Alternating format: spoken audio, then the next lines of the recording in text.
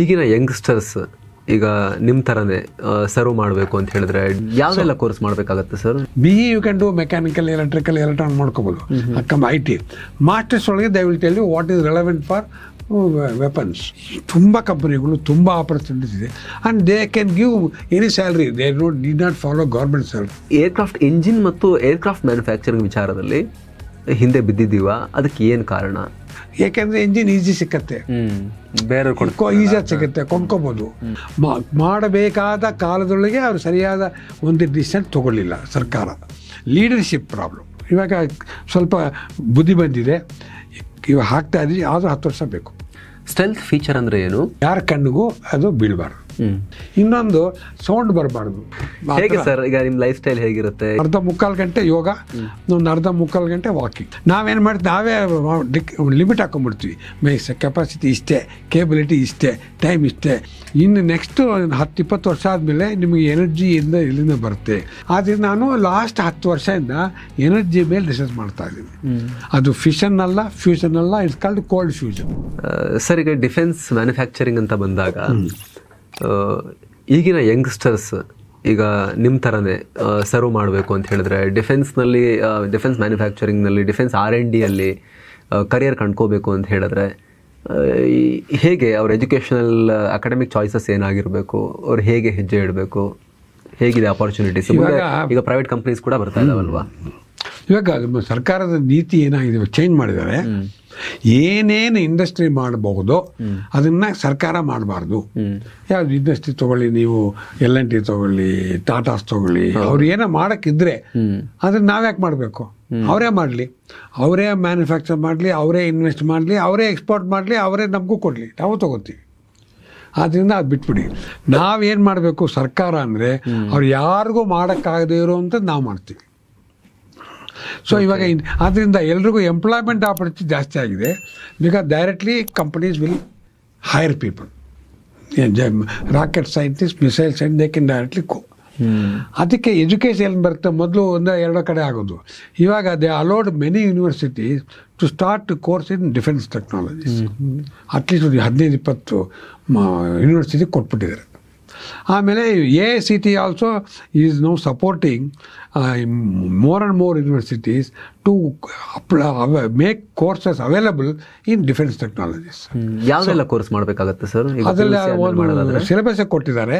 ಇವಾಗ rocket propulsion, missile guidance, ಅಂದ್ರೆ aerospace engineering ತಗೋಬೇಕಾ ಹೇಗೆ? ಅಲ್ಲ, masters degree, masters in missile defence technology ಮಾಡ್ಬಿಟ್ಟಿದೆ masters. BE you can do mechanical, electrical, electron ಮಾಡ್ಕೋಬೋದು.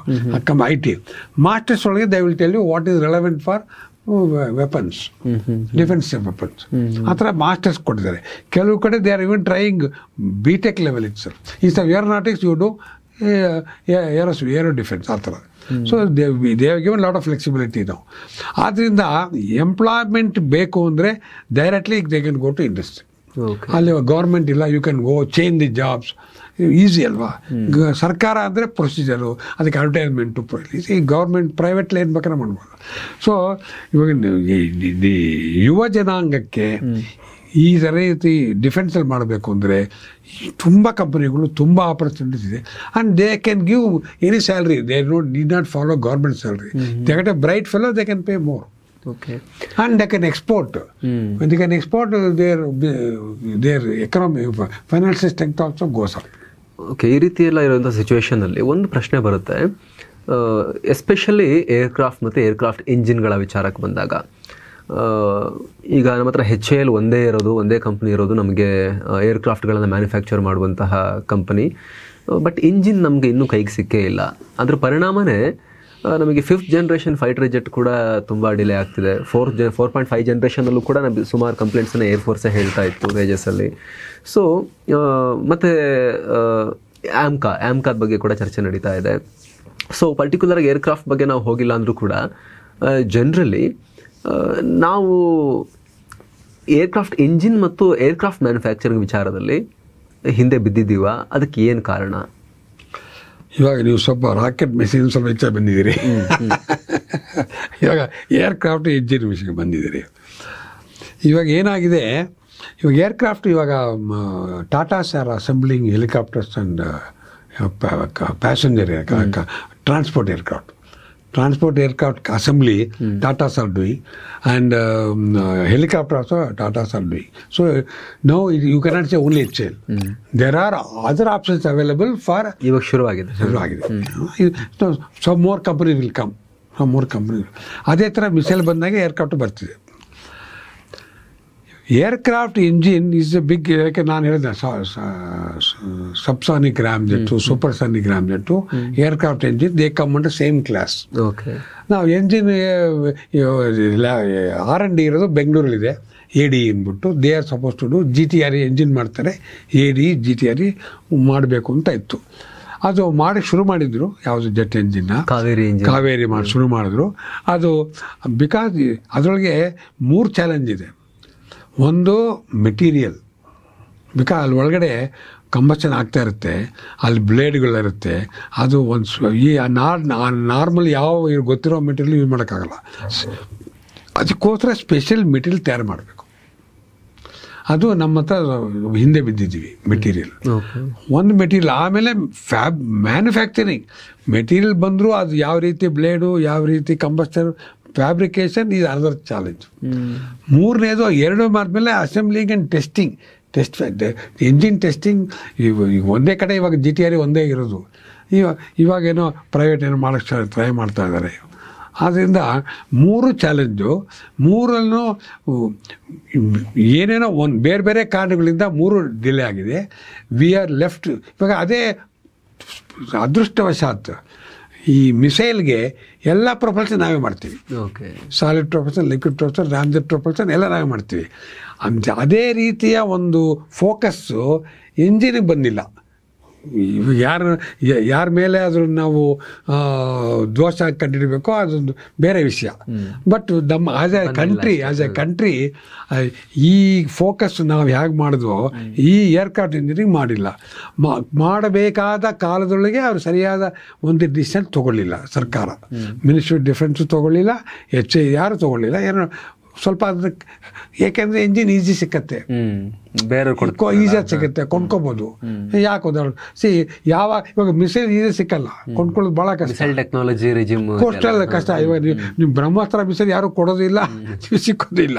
ಸೊ ಅದು ಒಂದು ರೀತಿ ಅದೇನೋ ಹೇಳ್ತಾರ, ರಿಸ್ಟ್ರಿಕ್ಷನ್ನು. ಆಮೇಲೆ ನಿಮಗೆ ಕೊಡಲ್ಲ ಅಂದ್ಬಿಟ್ಟು ಹಾಕಿದರೆ ಒಳ್ಳೆ ದೇಶಕ್ಕೆ, ಅವಾಗ ನೀವು ವಿಧಿನೇ ಇಲ್ಲ, ನೀವು ಮಾಡಲೇಬೇಕು, ಕಂಡುಹಿಡಲೇಬೇಕು. ಒಂಥರ ಆ ಥರ ಎಂಜಿನ್ ಮೊದಲೇ ಹಾಗೆ ಮಾಡಿಬಿಟ್ಟಿದ್ರೆ ನಮ್ಮ ದೇಶದಲ್ಲಿ ಇಂಜಿನ್ ಮಾಡಿಬಿಡೋರು. ಇಂಜಿನ್ ಆಗಿರೋದು ಇಂಜಿನ್ ಈಸಿಯಾಗಿ ಕೊಡ್ತೀವಿ ಅಂದರೂ ಒಪ್ಕೊಂಡ್ಬಿಟ್ರು. ಅಂದರೆ ಸರ್ ಅಲ್ಲಿ ಒಂದು ಪಾಯಿಂಟ್, ಸ್ಪೆಷಲ್ ಮೆಟೀರಿಯಲ್ ಬೇಕು ಅದು ಬ್ಲೇಡ್ಗಳನ್ನು ಇಂಜಿನ್ ಮಾಡೋಕ್ಕೆ ಅಂತ ಹೇಳಿದ್ರೆ. ಅಂದರೆ ಕಬ್ಬಿಣವು ಕರಗುವಂತ ಸ್ಟ್ರೆಸ್ ಇರುತ್ತಲ್ವಾ ಅಲ್ಲಿ? ಹೌದು, ಎಷ್ಟು ಇರುತ್ತೆ. ಬರೀ ಕಬ್ಬಿಣ ಅಲ್ಲ, ಅಲಾಯಿಗಳು. ಬರೀ ಕಬ್ಬಿಣ ಅಲ್ಲ, ಅಲಾಯಿಗಳು ಕರಗು ಹೋಗುವಷ್ಟು ಹೀಟ್ ಇರುತ್ತೆ, ಮತ್ತೆ ಸ್ಪೀಡ್ ಇರುತ್ತೆ. ಅದ್ರ ಸ್ಪೀಡು, ಹೀಟ್, ಫೋರ್ಸ್ 3 ಇರುತ್ತೆ. ಹಾಗಾದ್ರೆ ಅದು ಯಾವ ತರದ ಮೆಟೀರಿಯಲ್ ಬೇಕು? ಅದು ಒಂಥರ special alloys. Generally I can say nickel, cobalt alloys ಅಂತ ಹೇಳೋದು. ಅದು ಬೇರೆ ಬೇರೆ ಒಂದೊಂದು ಕಂಪನಿ ಇರುತ್ತೆ. ನಿಕ್ಕಲ್, ಕೋಬಾಲ್ಟ್ ಅಲಾಯ್ಸ್ ಅಂದ್ಬಿಟ್ಟು ಐರನ್ ಅದು ಸಸ್ಟೈನ್ ಆಗಬೇಕು, ಅದು ಸಾವಿರಾರು ಗಂಟೆಗಳ ಸಸ್ಟೈನೆನ್ಸ್ ಇರಬೇಕು, ಅದು ಶಕ್ತಿನೂ ಇರಬೇಕು, ಫೋರ್ಸ್ ತರ್ಕೊಳ್ಳೋಗೆ. ಆದ್ದರಿಂದ ಕಷ್ಟ. ಅದು ಬೇರೆ ಬೇರೆ ಕಾರಣದಿಂದ ಸರ್ಕಾರ ಸ್ವಲ್ಪ ಅದನ್ನು ಡಿಲೇ ಮಾಡಿಬಿಟ್ರು, ಮಾಡೋ ಕಾಲದಲ್ಲಿ ಮಾಡಲಿಲ್ಲ. ಅದೇ ಮಿಸೈಲ್ ಒಳಗೆ ಯಾರು ಕೊಡಲ್ಲ ಅಂತ ಗೊತ್ತಾದ್ಮೇಲೆ ಅವರು ವಿಧಿನೇ ಇಲ್ಲ, ನೀವು ರಾಕೆಟ್ ಮಾಡಲೇಬೇಕು, ಪ್ರೊಪೆಲೆಂಟ್ ಮಾಡಲೇಬೇಕು, ನೀವು ಇಂಜಿನ್ ಮಾಡಲೇಬೇಕು ಅಂತ ಬರಲೇಬೇಕು. ಇದಕ್ಕೆ ಅವ್ರು ನಾನು ಕೊಡ್ತೀನಿ, ನೀನು ಕೊಡ್ತೀನಿ, ಇವಾಗ ಯುರೋಪ್ ಕೊಡ್ತಿದ್ರು, ಫ್ರಾನ್ಸ್ ಕೊಡ್ತಿದ್ರು, ರಷ್ಯಾ ಕೊಡ್ತಿದ್ರು, ಅಮೆರಿಕ ಯಾರು ಬೇಕಾದ್ರೆ ಇಂಜಿನ್ ನಾನು ಕೊಡ್ತೀನಿ ಅಂದ್ಬಿಟ್ರು. ಆದ್ದರಿಂದ ನಮ್ಮ ಫೋಕಸ್ಸು ಮಿಕ್ಕಿದ್ದಕ್ಕೆಲ್ಲ ಹೋಯಿತು, ಎಂಜಿನ್ ಬಿಟ್ಬಿಟ್ವಿ. ಅದೊಂದು ಆಗಿದೆ. ಅದು ನಮ್ಮ ದೇಶದ, ನೀವು ಹೇಳ್ದಂಗೆ leadership problem. The correct leader should have taken correct decision. ಅದು ಆಗಿಲ್ಲ. ಅದು you can say even at the time planning commission, you can ask why planning commission didn't plan, you can ಕೇಳ್ಬೋದು. ಅದಕ್ಕೆ ಬೇರೆ ಬೇರೆ ಕಾರಣಗಳಿವೆ. ಅದೊಂದು ರೀತಿಯಲ್ಲಿ ಅಗ್ರಿ ಒಪ್ಕೊಂಡಿದ್ದೀನಿ. ಈಗಲೂ ಎಂಜಿನ್ಗಳಿಗೆ ಇವಾಗ ಮೊನ್ನೆ ಶುರು ಮಾಡ್ತಾ ಇದ್ದಾರೆ ಎಂಜಿನ್ನು, ಅದಕ್ಕೆಲ್ಲ ಟೈಮ್ ಆಗುತ್ತೆ. ಒಂದು ಎಂಜಿನ್ ಮಾಡಬೇಕು ಅಂದರೆ ನಾವು ಏರ್ಕ್ರಾಫ್ಟ್ಗೆ ಮಿಸೈಲ್ಗೆ 15 ವರ್ಷ ತೊಗೊಂಡ್ವಿ. ಏರ್ಕ್ರಾಫ್ಟ್ ಎಂಜಿನ್ ಅಂದರೆ ಇದು ಅಟ್ಲೀಸ್ಟ್ 10 ವರ್ಷ ಬೇಕೇ ಬೇಕು. ಮತ್ತು ಇನ್ವೆಸ್ಟ್ಮೆಂಟ್ ಬೇಕು, ಅದು ಇನ್ವೆಸ್ಟ್ಮೆಂಟ್ ಬೇಕು. ಆಮೇಲೆ ಲೀಡರ್ಶಿಪ್ ಬೇಕು, ಅದು ಫಾಲೋ ಮಾಡೋಕ್ಕೆ. See you can give any money if there no any success is actually decided by 2 or 3 people. We have 500 people, but the correct decision will take by 2 or 3 people. Aure, if that person is not there, any amount of money you put, nothing will happen. Now proper direction ಕೊಡೋರು ಬೇಕು. Proper direction, proper leadership ಇಲ್ಲದೆ ಇದ್ರೆ ಹೀಗಾಗುತ್ತೆ. ಅದನ್ನು ಅರ್ಥ ಮಾಡ್ಕೋಬೇಕು. The importance of leadership ನಾವು ಅರ್ಥ ಮಾಡ್ಕೊಳ್ಳಿಲ್ಲ. Engine ಬಂದ್ಬಿಡುತ್ತೆ, ಯಾಕೆ ಕೊಡ್ತಾ ಇದ್ದಲ್ಲ, ಲೆಟ್ ಅಸ್ ಡೂ ದಿಸ್ ಅಂದ್ಬಿಟ್ರು. ಏರ್ಕ್ರಾಫ್ಟ್ ಮೇಲೆ ಫೋಕಸ್ ಆಗೋದು, ಎಂಜಿನು ಸೈಡ್ ಬಿಟ್ಟರು, ಆಗತ್ತೆ ಈಸಿಯಾಗಿ ಅಂತ. ಅದು ಆಗಲಿಲ್ಲ. ಅದಕ್ಕೆ there is a lack of imagination of a proper leader ಇಲ್ಲ. ಬಿಟ್ಬಿಟ್ರು, ಏನು ಮಾಡುತ್ತೆ ಅದು. ಇವಾಗ ಸ್ವಲ್ಪ ಬುದ್ಧಿ ಬಂದಿದೆ, ಇವಾಗ ಹಾಕ್ತಾ ಇದ್ವಿ, ಆದರೂ 10 ವರ್ಷ ಬೇಕು. ಓಕೆ. ಮತ್ತು ಸರ್, ಈಗ ಫೈಟರ್ ಜೆಟ್ಗಳಂತ ಬಂದಾಗ ನೆಕ್ಸ್ಟ್ 5th ಜನರೇಷನ್ ಅಂತ ಹೇಳಿದ್ರೆ ಸ್ಟೆಲ್ತ್ ಫೀಚರ್ ಇರೋ ಫೈಟರ್ ಜೆಟ್ಸೇ ನೆಕ್ಸ್ಟ್ ಅವುಗಳ ಯುಗ ಶುರುವಾಗ್ತಿದೆ ಅಂತ. ಸ್ಟೆಲ್ತ್ ಫೀಚರ್ ಅಂದರೆ ಏನು, ಹೇಗೆ ಅದು ರೆಡಾರಿಂದ ತಪ್ಪಿಸ್ಕೊಳ್ಳುತ್ತೆ?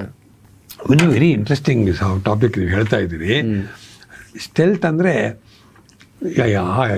ವಿಮಾನ ಹಾರ್ತಾ ಇದೆ, ಯಾರ ಕಣ್ಣಿಗೂ ಅದು ಬೀಳಬಾರ್ದು. ಇದು ಸ್ಟೆಲ್ತ್. ಇದು ಸ್ಮಾಲ್. ನಾನು ಮೊನ್ನೆ ಅಂದರೆ ಒಂದು ಕೆಲವು ವರ್ಷಗಳಿಂದ ನಮ್ಮ ದೇಶದ ಒಂದು ಇದೆ, ಮಹರ್ಷಿ ಭಾರದ್ವಾಜ ವೈಮಾನಿಕ ಶಾಸ್ತ್ರ ಅಂತ ಒಂದು ಬುಕ್ ಇದೆ, return thousands of years ago. ಆ ಬುಕ್ಗಳು ನಾನು ಓದ್ತಾ ಇದ್ದೀನಿ. ಅದರೊಳಗೆ ಏನು ಬರೆದಿದ್ದಾರೆ ಅಂದರೆ, ವಿಮಾನ ಹಾರ್ತಾ ಇರಬೇಕಾದ್ರೆ ಈ ಒಂದು ವಿಮಾನದೊಳಗೆ ಈ ಒಂದು ಕೀಲ ಇದೆ, ಅದನ್ನು ನೀವು ಉಪಯೋಗಿಸಿದರೆ ವಿಮಾನ ಅದು ಮೋಡದ ಥರ ಮಾಡಿಫೈ ಆಗ್ಬಿಡುತ್ತೆ ಅಂತ ಬರೆದಿದ್ದಾರೆ. ವಿಮಾನ ನೀವು ಕಣ್ಣಿಗೆ ನೋಡಿದ್ರೆ ವಿಮಾನ ಥರ ಕಾಣುತ್ತೆ, ಆ ಕೀಲ ಯೂಸ್ ಮಾಡಿದ್ರೆ ಅದು ಮೋಡದ ಥರ ಕಾಣುತ್ತೆ, ಅವಾಗ ವಿಮಾನನೇ ಕಾಣಲ್ಲ ಅಂತ ಅವ್ರು ಬರೆದಿದ್ದಾರೆ 1000 ವರ್ಷ ಹಿಂದೆ. ಅಂದರೆ ಅಷ್ಟೆಲ್ಲ ಥರದ ಆವಾಗಲೂ ಗೊತ್ತಿತ್ತು. ಅಂದರೆ ನೀವು ವಿಮಾನ ಹಾರ್ತಾರು ಯಾರು ಗೊತ್ತಾಗಬಾರ್ದು ಅನ್ ಮಾಡೋಕ್ಕೆ ವಿಮಾನ ಯಾವ ರೀತಿ ಅದು ಶೇಪ್ ಚೇಂಜ್ ಮಾಡೋದು, ಸೌಂಡ್ ಚೇಂಜ್ ಮಾಡೋದು, ಅವಾಗಲೇ ಯೋಚನೆ ಮಾಡಿದ್ರು ಅವರು. ನನಗೆ ಆಶ್ಚರ್ಯ ಆಗೋಯ್ತು. ನಾವು ಇವಾಗ ಮಾತಾಡಿ ಸ್ಟೆಲ್ತ್ ಅಂದ್ಬಿಟ್ಟು ಅವ್ರು ಆವಾಗಲೇ ಮಾತಾಡೋದು 1000 ವರ್ಷ ಹಿಂದೆ ಡಿಸ್ಕಸ್ ಮಾಡಿದ್ದಾರೆ. ಆಶ್ಚರ್ಯ ನನಗೆ. I was really shocked. ಇವಾಗ ಸ್ಟೆಲ್ತ್ ಅಂದರೆ ಇವಾಗ ಯಾವ ರೀತಿ ವಿಮಾನನ ಬೇರೆಯವರು ಕಂಡುಹಿಡ್ಬೋದು. ಒಂದು ವಿಜುವಲ್, ಎಲೆಕ್ಟ್ರೋ ಆಪ್ಟಿಕ್, ಒಂದು ಕ್ಯಾಮ್ರಾ ಹಾಕಿ ನೋಡಿದ್ರೆ ಕಾಣಬೇಕು. ಆವಾಗ ವಿಮಾನ ಯಾವ ರೀತಿ ಅದ್ರ ಕಲರು, ಅದ್ರ ಶೇಪು ಹೇಗಿರುತ್ತೆ ಅಂದರೆ ನೀವು ಮೋಡ ಒಳಗಿದ್ರೆ ಅದು ವಿಮಾನ ಕಾಣೋದೇ ಇಲ್ಲ. ಅದು ಒಂದು. ಇನ್ನೊಂದು, ಸೌಂಡ್ ಬರಬಾರ್ದು. ಎಂಜಿನ್ ಸೌಂಡ್ ಗೊತ್ತಾಗ್ಬಿಡುತ್ತೆ. ಆ ಸೌಂಡ್ ತುಂಬ ಕಡಿಮೆ ಇರಬೇಕು. ಸೌಂಡನ್ನು ಸಪ್ರೆಸ್ ಮಾಡಿರಬೇಕು, ಕ್ವಾಯಟ್ ಆಗಿರಬೇಕು, ಮಿನಿಮಮ್ ಸೌಂಡ್. ಅದು ದೂರಕ್ಕೆ ಹತ್ತಿರ ಇದ್ದರೆ ಗೊತ್ತಾಯ್ತು, ದೂರಕ್ಕೆ ಅದು. ಎರಡನೇ ಸೌಂಡು. ಒಂದು ವಿಮಾನ ಶೇಪು, ಸೈಜು, ಕಲರು, ಪೇಂಟು, ಒಂದು ಸೌಂಡ್. ಮೂರನೇದು, ನಮ್ಮದು ರೆಡಾರ್ ಇದೆ. ರೆಡಾರ್ ಹಾಕಿದರೆ ಹೇಳಿದ ಪಲ್ಸ್ಗಳು, ರೆಡಾರ್ ಪಲ್ಸ್ಗಳು ಹಾಕಿದರೆ ವಿಮಾನಕ್ಕೆ ಬಿದ್ದು ವಾಪಸ್ ರಿಫ್ಲೆಕ್ಟ್ ಆಗುತ್ತೆ. ರಿಫ್ಲೆಕ್ಟ್ ಆಗಬಾರ್ದು. ಪಲ್ಸ್ ಹೋಗಿ ವಿಮಾನದ ಈ ಸ್ಟ್ರಕ್ಚರ್ ಮೇಲೆ ಬಿದ್ದರೆ ಆ ಸ್ಟ್ರಕ್ಚರ್ ಅದನ್ನೇ ಅಬ್ಸರ್ವ್ ಮಾಡ್ಕೊಬೇಕು. ಹೆಂಗೆ ಅಬ್ಸರ್ವ್ ಮಾಡ್ಕೊಳ್ಳುತ್ತೆ? ಅದೇ ಟೆಕ್ನಾಲಜಿ ಅಂದರೆ ಅದೇ ಅಬ್ಸರ್ವ್ ಮಾಡ್ಕೊಳುತ್ತೆ, ವಾಪಸ್ ಬಿಡೋದಿಲ್ಲ. ಆವಾಗ ರೆಡಾರ್ಗೆ ಏನು ಸಿಗ್ನಲ್ ಬರೋದಿಲ್ಲ. ಅಲ್ಲಿಂದ ಎಕ್ಕೋ ಬರಲಿಲ್ಲ ಅಂದರೆ ರೆಡಾರ್ ಏನಿಲ್ಲ, ಸ್ಪೇಸ್ಗೆ ಹೋದಂಗೆ ಇರುತ್ತೆ. ಅದು ಹೊಟ್ಟೋದಂಗೆ ವಾಪಸ್ಸೇ ಬರೋದಿಲ್ಲ. ಇದು ಮೂರು ರೀತಿ ಮಾಡ್ತಾರೆ. ಸೌಂಡು, ಕಲರ್, ಸೈಟು, ಆಮೇಲೆ ರೆಡಾರ್. ಮೂರು ಬರ್ದೇರಾಗಿ ಮಾಡಿದ್ರೆ ಅದೇ ಸ್ಟೆಲ್ತ್ ಟೆಕ್ನಾಲಜಿ. ನಾವೆಲ್ಲ ಬೇಕಾಷ್ಟು ರಿಸರ್ಚ್ ಮಾಡ್ತಾ ಇದ್ದೀವಿ. ನಮ್ಮ ಬೇಕಾಷ್ಟು ಲ್ಯಾಬೊರೇಟ್ರಿಗಳು, ಕೆಲವು ಇಂಡಸ್ಟ್ರಿಗಳು, CSIR ಲ್ಯಾಬೊರೇಟ್ರಿ ಎಲ್ಲ ಮಾಡ್ತಾ ಇದ್ದಾರೆ. ಅದು ಒಂದು ಹದಕ್ಕೆ ಬಂದು ಅದು ತೋರಿಸ್ಲಿಕ್ಕೆ ಅದೇ 5th ಜನರೇಷನ್ ಮಾಡ್ತಾ ಇದ್ದಾರೆ. ಎಗೈನ್ ನಾನು ಹೇಳೋದು ಅಂದರೆ, ನಮ್ಮ ಸರ್ಕಾರದವರು ಅದಕ್ಕೆ ಒಂದು ರೀತಿ ನಾವು IGMDP ಮಾಡಿದಾಗೆ ಒಂದು ಮಾಡಬೇಕು. ಅದೇ ರೀತಿ ಮಾಡಿದ್ರೆ ಅದೇ ರೀತಿ ಆಗಕ್ಕೆ ಸಾಧ್ಯ ಇದೆ. ಮಾಡದೇ ಇದ್ರೆ ಹೀಗೆ ಬಿಟ್ಟರೆ ಎಂಜಿನ್ ಥರ ಆಗ್ಬಿಡುತ್ತೆ. ಹೌದು, 10 ವರ್ಷ ಆಗುತ್ತೆ, ಏನು ಬಂದಿರಲ್ಲ. ಅದಕ್ಕೊಂದು ಪ್ರೋಗ್ರಾಮ್ ಮಾಡಿ, ಪ್ರೋಗ್ರಾಮ್ ಅಂದರೆ ಆ ಎಂಜಿನ್ IGMDP ತುಂಬ ಯೋಚನೆ ಮಾಡಿದ್ರು ಅವಾಗ. ಒಂದು ದುಡ್ಡು, ಫೈನಾನ್ಸ್. ಸೆಕೆಂಡು ಸ್ಟ್ರಕ್ಚರ್, ಯಾವ ರೀತಿ ಪ್ರೋಗ್ರಾಮ್ ಸ್ಟ್ರಕ್ಚರ್. 3 ಅದಕ್ಕೆ ಪವರ್ಸ್, ಅಡ್ಮಿನಿಸ್ಟ್ರೇಟಿವ್ ಪವರ್ಸ್ ಏನು ಕೊಡಬೇಕು, ಫೈನಾನ್ಷಿಯಲ್ ಪವರ್ಸ್ ಏನು ಕೊಡಬೇಕು. ಇಲ್ಲದ್ರೆ ಏನು ಮಾಡೋಕ್ಕಾಗಲ್ಲ, ಪವರ್ಸ್ ಕೊಡದೆ ಏನು ಮಾಡೋಕ್ಕಾಗಲ್ಲ. ಆಮೇಲೆ ಲೀಡರ್ಶಿಪ್, ಕರೆಕ್ಟ್ ಲೀಡರ್ ಹುಡುಕಿ ಅವ್ರು ನೀನು ತಗೋ ಅಂತ ಒಂದು 3-4 ಜನ ಕೇಪಬಲ್ ಪೀಪಲ್, ಟ್ಯಾಲೆಂಟ್ ಇರಬೇಕು, ಎಕ್ಸ್ಪೀರಿಯನ್ಸ್ ಇರಬೇಕು, ಆಮೇಲೆ ಫುಲ್ ಡೈನಮಿಕ್ ಇರಬೇಕು. ಆ ಥರ ಆದರೆ ಆಗುತ್ತೆ. ಇದನ್ನ ಬರೀ ಮಿಸೈಲ್ ಪ್ರೋಗ್ರಾಮ್ ಮಾಡಿದ್ರು. ಇವು ಸ್ಪೇಸ್ ಪ್ರೋಗ್ರಾಮ್ಗೆ ಮಾಡ್ತಾ ಇದ್ದಾರೆ. Space has taken a big step similarly. But ಏರ್ಕ್ರಾಫ್ಟ್ಗಳೇ ಈ ರೀತಿ ಇನ್ನೂ ಬಂದಿಲ್ಲ. ನಾವು ಸುಮಾರು ನಾನೇ 15 ವರ್ಷದಿಂದ ಕೇಳ್ತಾ ಇದ್ದೀನಿ, ನಮ್ಮ ದೇಶದಲ್ಲಿ ನಮ್ಮದೇ ಒಂದು ಪ್ಯಾಸೆಂಜರ್ ಏರ್ಪ್ಲೇನ್ ಮಾಡಬೇಕು ಅಂತ ಕೇಳ್ತಾ ಇದ್ದೀನಿ. ಇನ್ನೂ ಅದು ಆಗ್ತಿಲ್ಲ, ಯಾವಾಗ ಆಗುತ್ತೋ ಗೊತ್ತಿಲ್ಲ. Again same problem. There no programme, there no structure, there no planning, there no leader. ಯಾವ ಹೊರಗಿಂದ ಕೊಡ್ತಾರಲ್ಲ, ನಾವೇನಕ್ಕೆ ಮಾಡೋಣ, ಅದೇ ಇದೆಯಲ್ಲ ತಗೊಳ್ಳೋಣ. ಏನು ಬೇಕೋ ಇಂಡಿಗೋಗೆ ಏನು ಬೇಕೋ ಅವ್ರು ಕೊಂಡ್ಕೋತಾರೆ, ಏನ್ ಬೇಕೋ ಅವ್ರು ಕೊಂಡ್ಕೋತಾರೆ. So you can manage without doing yourself. ಆ ಥರ ಆಗಿದೆ. ಅದೇ ಬಂದಿರೋದು. ಅದಕ್ಕೇ ನಮಗೆಲ್ಲ ಬರೋದು ಕೆಲವು ಇವೆಲ್ಲ ನಿಮ್ಮ ಮಾರಕ್ಕೆ ನಿಮ್ಗೆ ಅಂತ ರಿಸ್ಟ್ರಿಕ್ಷನ್ ನಿಮ್ಗೆ ಇಂಡಿಯಾಗೆ ಕೊಡಲ್ಲ ಅಂತ ಹೇಳಿದರೆ ಯು ವಿಲ್ ಬಿ ಫೋರ್ಸ್ಡ್. ಆ ಪರಿಸ್ಥಿತಿ ಇನ್ನೂ ಬಂದಿಲ್ಲ, ಬರಬೇಕು. ಇಲ್ಲ ಅಂದರೆ ನಮ್ಮ ಸರ್ಕಾರಕ್ಕೆ ಎದ್ಕೊಂಡು ಮಿಸೈಲ್ ಪ್ರೋಗ್ರಾಮ್ ಥರನೇ ಒಂದು ಏರ್ಕ್ರಾಫ್ಟ್ ಪ್ರೋಗ್ರಾಮ್, ಒಂದು ಇಂಜಿನ್ ಪ್ರೋಗ್ರಾಮ್ ಮಾಡಬೇಕು. ಮಾಡಿ ಕರೆಕ್ಟಾಗಿ ಲೀಡರ್ಶಿಪ್ಪು, ಒಂದು ಮೆಕ್ಯಾನಿಸಮು ಎಲ್ಲ ಮಾಡಬೇಕು. ಮಾಡಿದರೆ ಇವತ್ತಲ್ಲ ಅಟ್ಲೀಸ್ಟ್ ನೆಕ್ಸ್ಟ್ 10 ವರ್ಷ ಒಳಗೆ ಮಾಡ್ಬೋದು. ಈ ಕೂತಿದ್ರೆ 10 ವರ್ಷಕ್ಕೂ ಇದೇ 0 ಎಲ್ಲ ಇರ್ತೀವಿ ನಾವು. ಓಕೆ ಸರ್, ಇವಾಗ ನಿಮ್ಮ ಏಜ್ ಇವಾಗ ಯಾರೋ ಹೇಳಿದ್ರು, ಒಂದು ತಮಾಷೆ ಹೇಳಿದ್ರು, ಸರ್ ನೀವು ಪ್ರಾಜೆಕ್ಟ್ ಡೈರೆಕ್ಟರ್ ಆದಾಗ ನಿಮ್ಮ ಏಜ್ ಎಷ್ಟು? 35 ಇದೆ. ಇವಾಗ ಎಷ್ಟು? ಇವಾಗಲೂ 35 ಇದೆ. ಅದಕ್ಕೆ ಕೇಳಿದೆ ನಾನು. ಅದಲ್ಲ ಇವಾಗ ನಾನು 78. ಅದು ಜಸ್ಟ್ ನಂಬರ್ ಅಷ್ಟೇ. ನಂಬರ್ ಅದೇ, ಮಾರ್ಕ್ಸ್ ಕಾರ್ಡ್ ಮೇಲೆ, ಆಧಾರ್ ಕಾರ್ಡ್ ಮೇಲೆ ಮಾತ್ರ ಇದೆ ಅಷ್ಟೇ ಅದು.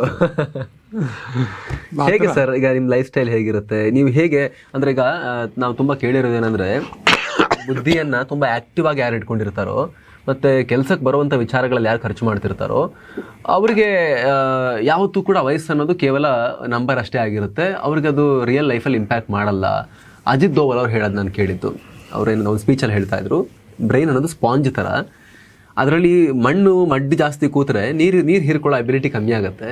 ಅದರದ್ದು ಸ್ಪಾಂಜ್ದೆಲ್ಲ ಕ್ಲೀನ್ ಆಗಿದ್ರೆ, ಅದು ಹೋಲ್ಸ್ ಎಲ್ಲ ಕ್ಲೀನ್ ಆಗಿದ್ರೆ, ಯಾವುದನ್ನು ಅಬ್ಸರ್ವ್ ಮಾಡಬೇಕು ಅದನ್ನು ನೀವು ಅಬ್ಸರ್ವ್ ಮಾಡ್ತಾ ಇದ್ರೆ ಅದನ್ನು ಅಬ್ಸರ್ವ್ ಮಾಡ್ಕೊಳ್ಳುತ್ತೆ ಅಂತ. ನೀವೇನು ಹೇಳೋಕ್ಕೆ ಬಯಸ್ತೀರಿ?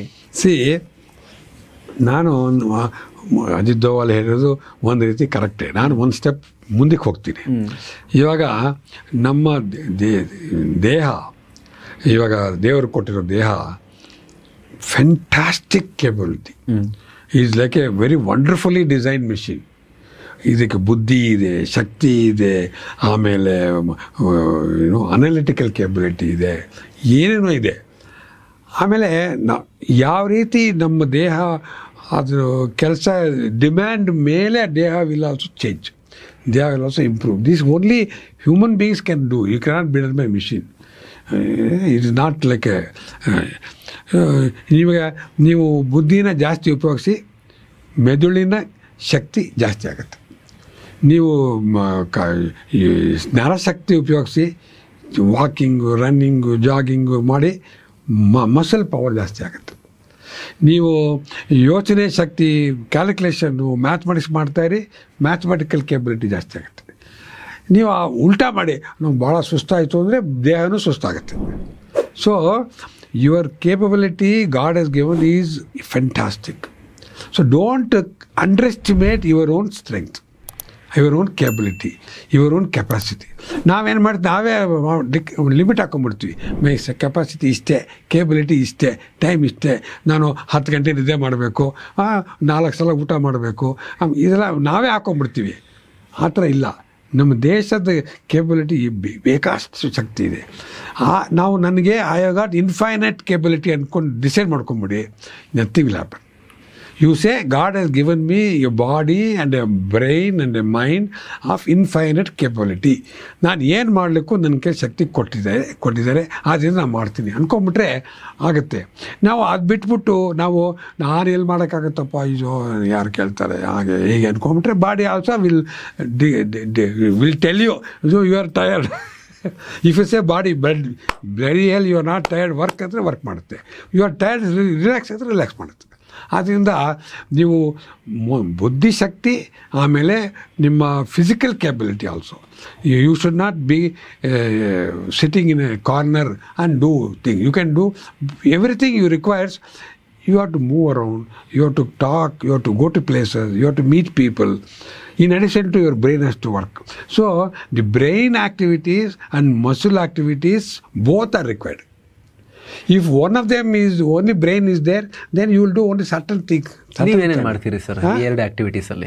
ಇವಾಗ ಎರಡಲ್ಲಿ brain of course I keep reading, discussing, analysing, go for reviews. Whenever review I will read. So brain continuously new design. ಇವಾಗ ನಾನು ಹೇಳಿದ್ನಲ್ಲ, ಹೈಪರ್ಸಾನಿಕ್ಗೆ ನಾನು I am with team in Hyderabad discussing. ಆಮೇಲೆ ವಿಮಾನದ ಮೇಲೂ ನಾನು ಡಿಸ್ಕಸ್ ಮಾಡ್ತಾ ಇದ್ದೀನಿ. ಹಾಗೆ ಒಂದು ಎನರ್ಜಿ ಅಂತ ಮಾಡ್ತಾ ಇದ್ದೀನಿ ನಾನು. ಒಂದ್ಸಲ ಏನಾಯಿತು, ಕಲಾಂ ಹೇಳಿದ್ರು, ನೀನು ಎನರ್ಜಿ ಮೇಲೆ ರಿಸರ್ಚ್ ಮಾಡು, R&D ಮಾಡು. ನೀನು ಸಾಕಷ್ಟು ಮಾಡಿದ್ದಿ, ಗೌರ್ಮೆಂಟ್ 40 ವರ್ಷ ಮಾಡಿದ್ದಿ, ಸಾಕು. ಡಿಫೆನ್ಸ್, ಫೈಟರ್, ಬಾಂಬರು, ಟಾರ್ಗೆಟ್ ಎಲ್ಲ ಮಾಡಿದ್ದಿ, ಮತ್ತು ಎನರ್ಜಿ ಮೇಲೆ ಮಾಡಪ್ಪ. ಎನರ್ಜಿ ನಾನು ಏನು ಮಾಡಲಿ ಸರ್, ನಾನು ಓದಿಲ್ಲ. You will read, you will do it, don't worry, because it is required. Country requires energy. I told you, country requires energy, you should do it. So country requires, you do it. ಅವನ ಅರ್ಥ ಆಯಿತು. ಇನ್ನು next 10-20 ವರ್ಷ ಆದಮೇಲೆ ನಿಮಗೆ ಎನರ್ಜಿಯಿಂದ ಇಲ್ಲಿಂದ ಬರುತ್ತೆ. So kerosene, gas ಎಲ್ಲ ಇರಲ್ಲ. ಆದರೆ ನಾನು ಲಾಸ್ಟ್ 10 ವರ್ಷದಿಂದ ಎನರ್ಜಿ ಮೇಲೆ ರಿಸರ್ಚ್ ಮಾಡ್ತಾ ಇದ್ದೀನಿ. ಅದು ಫಿಷನ್ ಅಲ್ಲ, ಫ್ಯೂಷನ್ ಅಲ್ಲ, it's called cold fusion. Using hydrogen and some metals, nuclear energy, but no fission, no fusion. ಆ ಥರ ಮಾಡ್ತಾ ಇದ್ದೀನಿ 10 ವರ್ಷದಿಂದ. ಅದೇ ನನಗೆ ಇವಾಗ brain is fully occupied. So you keep fusion ಎರಡು ಗೊತ್ತಿತ್ತು, ಇದು ಯಾವ್ದು ಸರ್ ಹೊಸ? ಕೋಲ್ಡ್ ಫ್ಯೂಷನ್ ಅಂತ. ಕೋಲ್ಡ್ ಫ್ಯೂಷನ್ ಅಂತ ಮೂರನೇದು. ಅಂದರೆ it is not fission, you don't have use a heavy atom to split. It is not only fusion where you use only hydrogen. So you use hydrogen metal, so that instead of fusion taking place at millions of degrees centigrade, cold fusion will take place at 1000 degrees. Okay. So you are doing fusion using metal and hydrogen at approximately 1000 degrees. That's called cold fusion. I am working for that. We got a laboratory, we got a team working, and I am guiding the students, not students, the scientists and engineers. ಅದೊಂದು ನನ್ನ brain is always active. ಅದು ಹೈಪರ್ಸಾನಿಕ್ಸು ಎಲ್ಲ ಮಾಡಿ. ಇನ್ನೊಂದು, I also practise yoga every day. Morning I do some yoga. ಎಷ್ಟು ನಿಮಿಷ sir? ಒಂದು ಅರ್ಧ ಮುಕ್ಕಾಲು ಗಂಟೆ ಯೋಗ, ಒಂದು ಅರ್ಧ ಮುಕ್ಕಾಲು ಗಂಟೆ walking. Okay. These two, because earlier I use to play table tennis, cricket ಎಲ್ಲ ಆಯಿತು. ಇವಾಗೆಲ್ಲ ಅದಕ್ಕೆ ಸ್ವಲ್ಪ ಕಷ್ಟ ಆಗುತ್ತೆ, ಅದರಲ್ಲೇ ಹೋಗಬೇಕು, ಟೈಮ್ ಇಲ್ಲ. And I use to play golf, I use to swim, ಎಲ್ಲ ಮಾಡಿದ್ದೀನಿ. ಅದು ಇವಾಗ settle down for walking and yoga. These are the 2 things. And ಬೇರೆದೆಲ್ಲ ಏನು ಅಂದರೆ, you need lot of infrastructure. You want to golf, you have to go to golf course. You want to play badminton, you have to go to badminton court. ಅದಕ್ಕೆಲ್ಲ ಜಾಗ, time ಇಲ್ಲ. So ಇಲ್ಲಿ no time is required. Only half an hour I have to keep. I can go walk anywhere and come. Anywhere in the world I can walk. Yes. Anywhere in the world I can do yoga. This is the advantage. Finally, this is the best I can do. So I do both yoga and walking. Plus I keep always thinking, go to fundamental, think big. Kalam helada avale, think big. How you can achieve some big things. So these are what is keeping me ticking. And food, sir, andre normal ahara? Normal, I am a vegetarian. Okay. So no problem. Normal food we take. Normal and 3-time our meal. 3-time normal food, especially beef. I lived in Delhi for 4 years. then Hyderabad for 20 years, Bangalore rest. So I am used to any kind of food as long as vegetarian. North Indian food, South Indian food, the pure. I can eat any type of food as long as vegetarian. So vegetarian food, but keep your mind and body active. Okay. Keep using it. Don't allow it to stagnate. ಅಷ್ಟೇ ಹೇಳೋದು ನಾನು. ಆ ಥರ ಮಾಡಿದ್ರೆ everybody will be health and you can help. See as long as you are capable of doing, do it. ಅದೇ motto. Yes sir, thank you so much sir. ಇಷ್ಟೊತ್ತು ನಮ್ಮ program time ಕೊಟ್ಟರೆ ತುಂಬ ವ್ಯಾಲ್ಯೂಯಬಲ್ ವಿಚಾರಗಳನ್ನು, ಬೆಲೆ ಕಟ್ಟಲಾಗದ ವಿಚಾರಗಳನ್ನು ನಾವು ನಿಮ್ಮ ಹತ್ರ ಇವತ್ತು ತಿಳ್ಕೊಂಡ್ವಿ. ಆರಂಭದಲ್ಲೇ ಹೇಳಿದ ಹಾಗೆ ಇದು ನಮಗೆ ಪ್ರೌಡ್ ಮೂಮೆಂಟ್. ತುಂಬ ಥ್ಯಾಂಕ್ಸ್ ನೀವು ನಮಗೆ ಟೈಮ್ ಕೊಟ್ಟಿದ್ದಕ್ಕೆ. ನನಗೂ ತುಂಬ ಸಂತೋಷ ಆಯಿತು. ನಾನು ಫಾರ್ ದ ಯೂತ್ ನಾನು ಹೇಳೋದಷ್ಟೇ, please use your capabilities for the full extent. Don't underestimate yourself. ದೇವ್ರು ಕೊಟ್ಟಿದ್ದಾನೆ, ಪ್ಲೀಸ್ ಯೂಸ್ ಇಟ್. ಆಮೇಲೆ and also work in a team. Nothing can be done by one person. Nothing. Those days are gone, you can alone do it. You have to work with a team. So team and tashna, you have to have many activities. Compromise, respect each other, support each other, think together, solve together, work together, live together. Unless you build a team, you cannot do anything individually. So always work as a team. Great. And these are what I want to tell for all my youth. And of course, because of our feeling, I believe in think about a nation. Yesterday only he has told, let us work for Vikasit Bharat. We should all work for Vikasit Bharat. That's what I feel. I think we can do it and become a great nation in the world. And the youth only, they are responsible. I will not be there, they will be there. They have to make it happen. Thank you sir. Thank you so much. Thanks, Appa. Thank you.